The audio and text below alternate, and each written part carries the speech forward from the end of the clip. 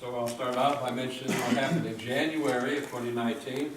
In January, Chapin awarded a $19,000 contract to study enhancements to the I-26 and Highway 48 corridors, which I'm sure you're all familiar with by now. They're going to redo our bridge out here on the interstate, and then we're going to have a corridor project coming down Columbia Avenue, going down past the high school, and then down past GIS, and then over to Lexington Avenue and over to Emmitsbury Road.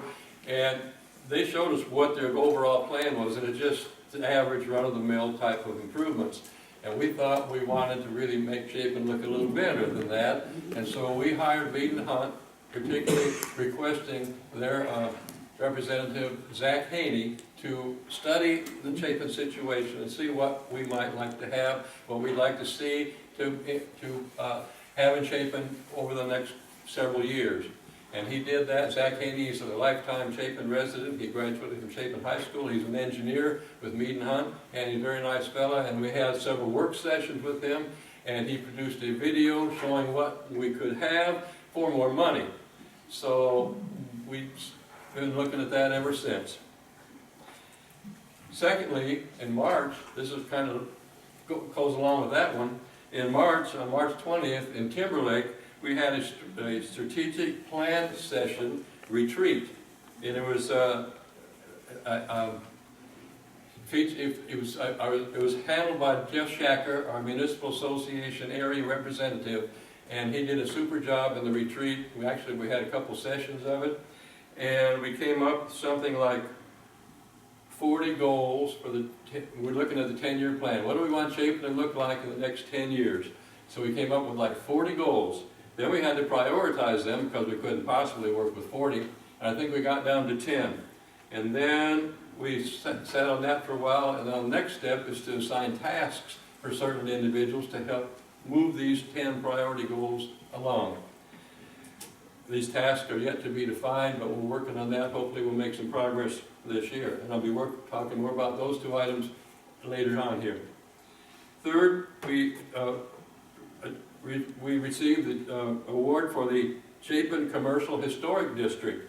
This was a dedicated work project by J.T. Thomason and J.J. Casey and others, and they focused on our center commercial district between Clark Street, Lexington Street, and Buford Street. And this project was approved, the Commercial Historic District was approved by the South Carolina Department of Archives and History and the National Register of Historic Places. So you'll see some plaques going up in some of these buildings in the near future. One of them is our old town hall that we had in the 1980s, right, Stan? When you were first mayor, you had that little town hall, and wasn't it called Edie Hall? It was. Because the C fell off the front of the building. It was called Edie Hall, and that's on the historic list. And there's others too, like the old dispensary and some of the buildings on Buford Street, the old Chapin Bank, which is now Judy Jarrett's art studio. Next, finance. No, that's what I forget now. Okay, next one. Wastewater treatment plant, the construction project. This is the largest project that Chapin has ever undertaken, $14 million. There have been some delays and change orders, but it was in the parameters that we anticipated and hoped for. I mean, when finished, it was supposed to be finished. I think today Andy reported in the utility meeting, the permit to operate should be given by DHEC about February 15th. 28. End of February 20, and then there'll be some final finish work to be done. But it'll relieve the pressure on our 30-some-year-old system, which is certainly outdated. It was an old technology. This new wastewater treatment plant is the highest state-of-the-art technology. I was impressed when Andy took me out there to see it. It's really, I mean, it's something. It's totally different from our old system, which is still in place, but we're just kind of carrying it along until the new one takes over, and then we're going to turn the old lagoon into a, what? Surge control basin. Surge control basin. Surge control basin. Thank you, Andy. You got all those terms down. Very good. All right. So anyway, how do we pay for that? We got a very low interest rate from the state revolving fund for about $13 million, under $14 million, so $1 million will come out of our operating fund from the utility department. The 13 million is paid for over a long period of time with a very low interest rate, about 2%, something like that. So it's a real favorable rate. We had to take advantage of that because our system was not functioning well anymore, and DHEC was continuing to give us more grief about that and citing us and whatnot. So hopefully this will take care of all that. Next item on my list is the finance. That's thanks to Laura Culler, who received an award of financial reporting achievement from the Government Finance Officers Association and a resolution of special recognition by the South Carolina House of Representatives, courtesy of Chip Huggins. Laura, we commend you for that. You've done a super job as finance officer, finance director, and treasurer, and we continue to thank you so much for being here. And you certainly earned these awards. The next, a special project that happened in Chapin this year, arts sailed into Chapin. Artistic paintings by local artists on 13 metal sculptured sailboats. The sponsors and supporters were the South Carolina Arts Commission, the Crooked Creek Art League, and the town of Chapin, primarily thanks to Nicole Burrows, our public affairs director. She helped him, and Barbara Tuzik of the Crooked Creek Art League and others, and it was a super project. That was the highlight of the whole year, I think, for Chapin. Everybody was talking about these sailboats, and how did they get there, where did they come from, what's going to happen to them, and it really did bring out our town. I think that was the highlight of the year, other than our Labor Day Festival, of course, but those sailboats were really impressive. That was a great idea and a great creative project for the artists locally, and some of them are still where they originally were located. In fact, we are so proud to have two of them we can look at right out our front door at our house. Two of those sailboats. Others, some of them have stayed where they originally were located, like Catch 22, and others have been moved because they were bid at auction. And so some people took them wherever they wanted to. So some of them are gone, some of them are still here, but they're all around, and they're really a highlight of the year. This project culminated in a competition and an auction, and they were auctioned off, as I said, to whoever wanted to pay for them, and again, some of them went to other places as a result of that. Secondly, the next item on my list is the Comet commuter system. There's been a reestablishment this year in 2019 of the commuter bus service between Newberry and Columbia.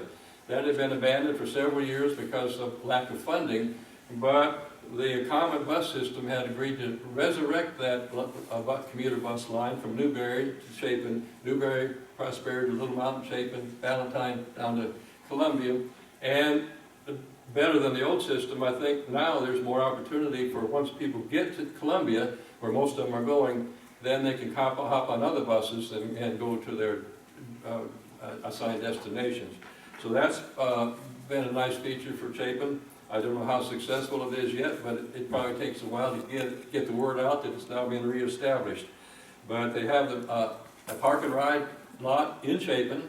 It was donated by the Mount Horeb Lutheran Church, agreed to by Church Council, that the commuters who hop on the bus here, I think about 7 o'clock in the morning, can park their car in the Mount Horeb parking lot, come back in the afternoon, pick up the car, and go back home.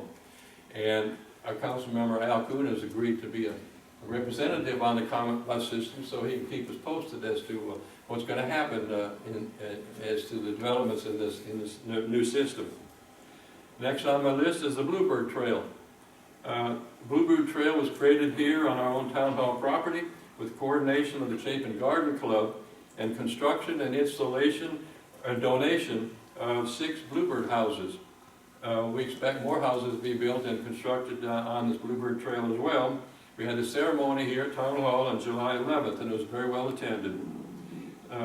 More bird houses are expected, and the trail is going to continue to be improved by our Public Works fellows. They're working on the trails to get that in good shape. Plus, they're expanding the nature trails, which is a far more expansive set of trails below the Bluebird Trail, around the ponds down below the property here, and probably a mile or so. And we're going to even have GIS maps to show people where these trails go and how to get back if they get lost. And the Public Works fellows are working on expanding, renovating that trail. That trail was originally put in place when this town hall was built, but it never got developed and got overgrown with weeds and brush and trees and whatnot.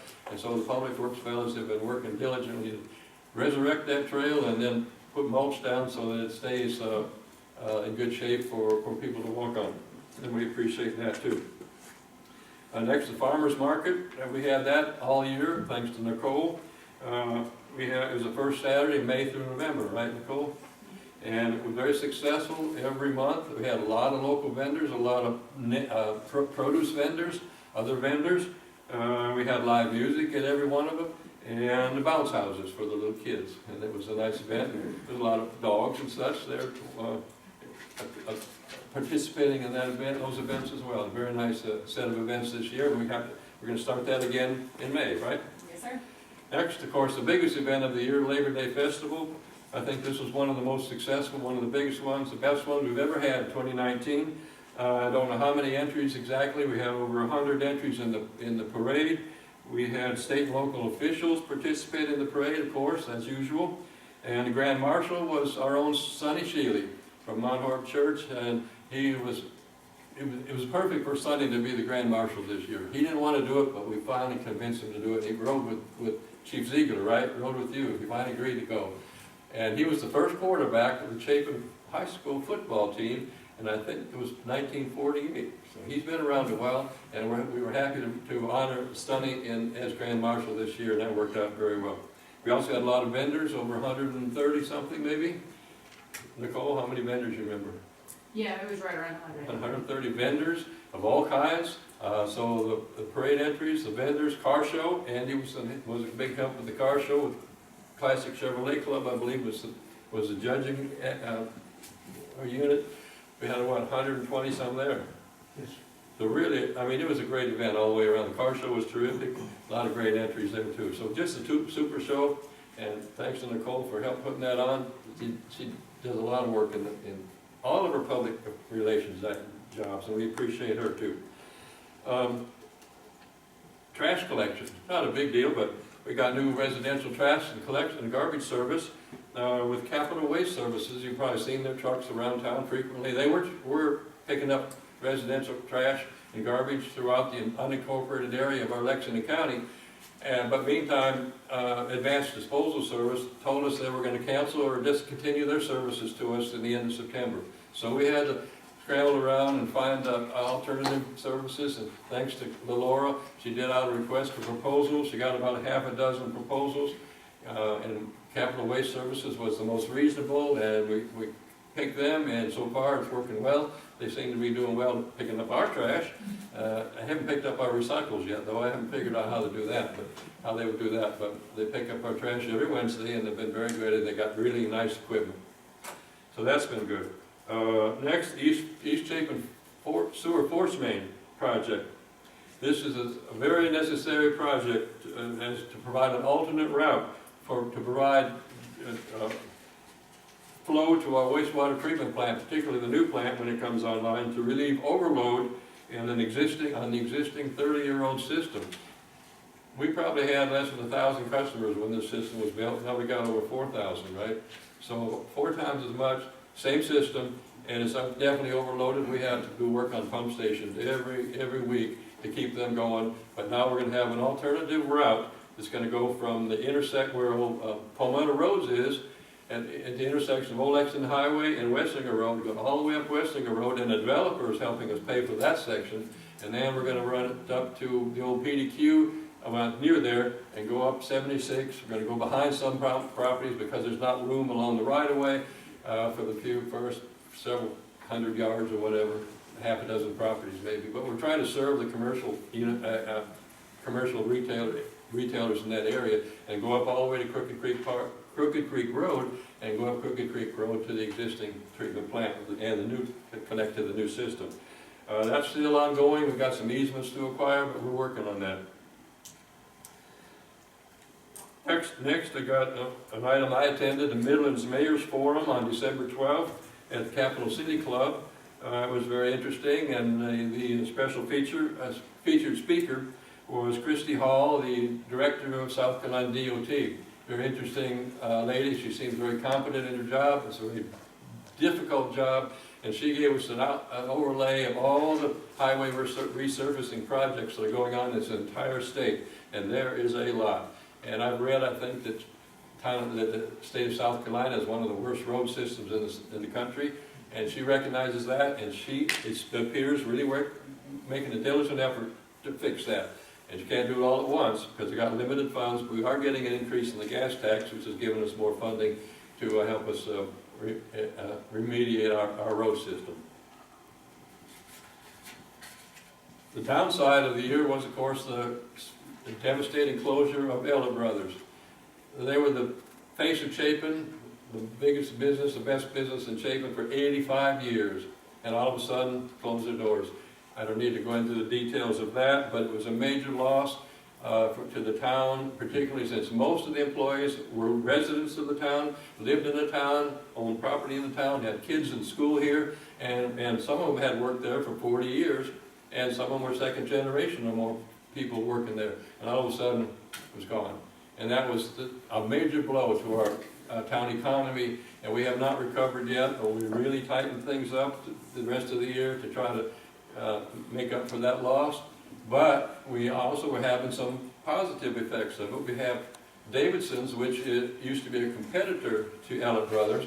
They opened an office on Clark Street, and they have hired some of the former Ellett Brothers employees. And so far I've heard they seem to be doing well, and they seem to be a really good employer. Not nearly as big as Ellett Brothers, but they are at least having a presence here and providing work for some of the displaced employees there. Also, we got O'Reilly's Auto Parts Store, which is coming online soon. We got Zaxby's. Maybe I should say a word about Zaxby's. People are wondering, well, what's happened to Zaxby's? Why haven't they opened?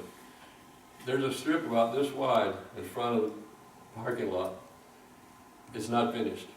And the reason, I called the franchisee this morning to ask him, what's happened there? Well, is there a real problem? Because I'd heard rumors, and he said, well, yeah, we had a problem with DOT giving us the encroachment permit, but they've given us written confirmation that they will now give us the permit. Apparently there was two things that happened. They were denied the permit, then they went through the appeals process at DOT, and they also filed a lawsuit against DOT. Now, I don't know how much impact that had, but all of a sudden, DOT gave them a letter saying they were going to get the permit soon. And he said they don't have it yet, but as soon as they get it, they're going to finish paving that little strip in front and hire some employees. They've already got some managers on board. And so Zaxby should be open soon. Then we also have the Ellett Road project across from the high school. That's been going on for quite some time now. Seems to be progressing pretty well. And the major tenant is going to be Move Fitness. And then there's going to be a couple restaurants and I think 9 units altogether. And all of them have already been taken, have already been spoken for, right? We don't know that they have been spoken for. The developer has presented several different options, and we believe those are who they're targeting, but we don't have confirmation of them yet. Not expressly confirmed, but looks like they're going to be, there's 9 units. Indicated. Looks like they may be fully occupied about the time they get ready to open the business. Actually, I think there's supposed to be 3 buildings there. Now they just got 1 up so far. I'm not quite sure. I saw the plan some time ago.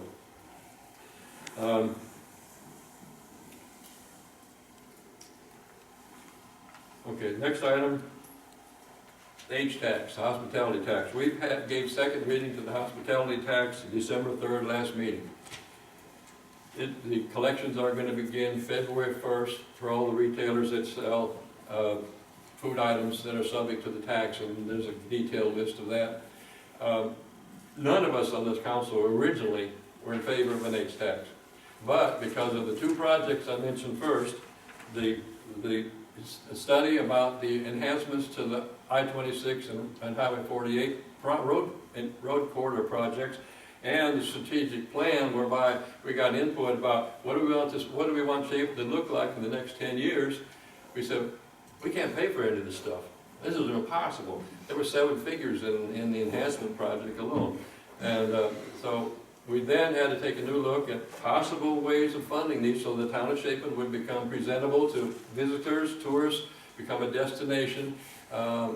Sort of like Newberry. Well, it won't ever be Newberry, but at least Newberry is a destination for a lot of people. And we like to see Chapin have some of the same effect. on people and participate here and bring more business to Chapin. And so we finally decided that the only way we could do it, we looked at the big picture, was to impose an H tax. And that allows a larger Chapin community of over 20,000 people to make some contribution to our Chapin community. And we thought that was the fairest way to do that. Finally, staff changes. We had several changes this year and last year. Beginning with 2018, we retained Lisa Smith, our municipal attorney, and she's done a super job for us for the last two years now, right?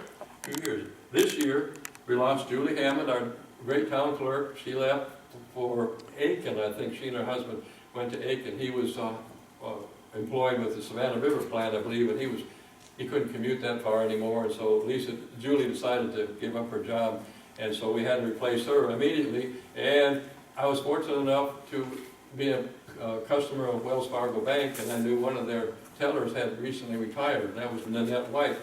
And so I asked Nanette, I called her and said, Nanette, I know you're retired, would you like to have a part-time job? She said, I would consider that. So she came over here and we talked, and we decided that she could take Julie's place on a temporary basis. In fact, she was here the last day that Julie was here. Nanette stepped in and absorbed a whole bunch of stuff in a half a day, and she took off for the next month or so. But we knew it was not permanent because she didn't want a permanent full-time job. So we were continuing to look for a new clerk, and we found another one, Shannon Bowers. And we certainly like Shannon, and she's doing a great job. She's been there about a month already now. 1 month, and she's taken over now for Nanette, and we moved Nanette to the front desk where we needed a receptionist. We hadn't had one for almost a year, and to do business licenses, because now that Laura's going to be tied up with H-tax collections, we hope it's going to keep her busy, then she doesn't have time for business licenses, so she's going to train Nanette to do business licenses. So that's going to work out well, and Nanette's going to continue on a part-time basis for this year.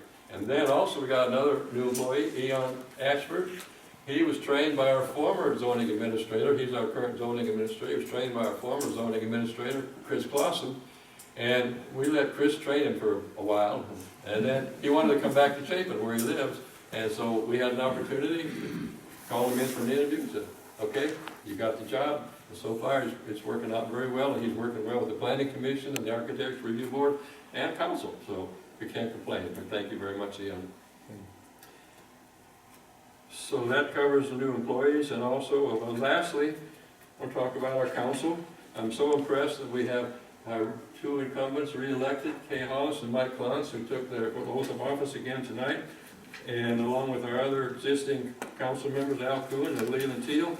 We've got a great council here, and it's really a pleasure to work with all these people, and I hope we continue to have a successful year in 2020 with the same team. So thank you all very much.